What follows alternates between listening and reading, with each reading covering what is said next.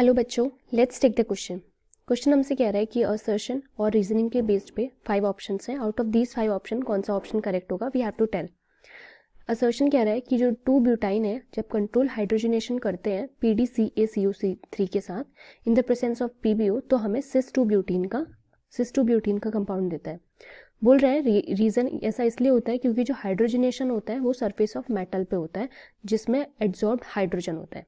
ठीक है, तो देखते हैं सबसे पहले की कॉन्सेप्ट क्या होगा। तो जो की कॉन्सेप्ट है it is based on hydrogenation of alkene, है ना। किसका कर रहे हैं हम, 2 ब्यूटीन का कर रहे हैं ना, ब्यूटाइन का कर रहे हैं, ऑफ एल्काइन बोलेंगे फिर, एल्काइन। ठीक है, तो देखो पहला स्टेटमेंट क्या कह रहा है, पहला स्टेटमेंट कह रहा है कि जो 2 ब्यूटाइन है जब कंट्रोल हाइड्रोजनेशन होता है PDCACO3 के प्रेजेंस में in the presence of PBO तो सिस 2 ब्यूटाइन देता है, ब्यूटीन देता है।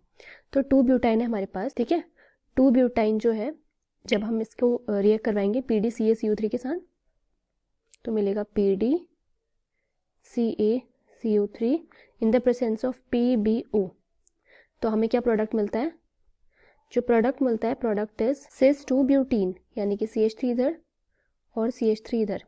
ठीक है, तो सिस 2 ब्यूटीन मिलता है, ये तो ट्रू है क्योंकि इससे क्या होता है ना, जब हाइड्रोजनेशन करते हैं PDCACO3 और PBO के साथ तो वो क्या करता है, ये एल्काइन को रिड्यूस कर देता है, एल्काइंस को कन्वर्ट कर देता है एल्कीन्स में। ठीक है, लेकिन PBO की प्रेजेंस में क्या करता है, ये हमें सिस कंपाउंड देता है, PBO की प्रेजेंस में देता है सिस कंपाउंड। ठीक है, अब सेकंड स्टेटमेंट कह रहा है कि जब हाइड्रोजनेशन होता है ना वो सरफेस ऑफ मेटल पे होता है जिसमें एब्जॉर्ब्ड हाइड्रोजन होता है। तो ये भी ट्रू है लेकिन ये इसका एक्सप्लेनेशन नहीं है। ठीक है, तो एक्सप्लेनेशन उसका ये हो सकता है कि जो पॉइजनिंग होती है, पॉइजनिंग की होती है वो, पॉइजनिंग जो होती है we can say poisoning by PBO, जो PBO से पॉइजनिंग होती है ये प्रिवेंट करता है, प्रिवेंट्स क्या चीज, आगे और हाइड्रोजनेशन ना हो, इसलिए फर्दर हाइड्रोजनेशन ऑफ जो एल्कीन हमारा बन चुका है का एल्केन में, यानी कि एल्केन में कन्वर्जन नहीं होने देता है।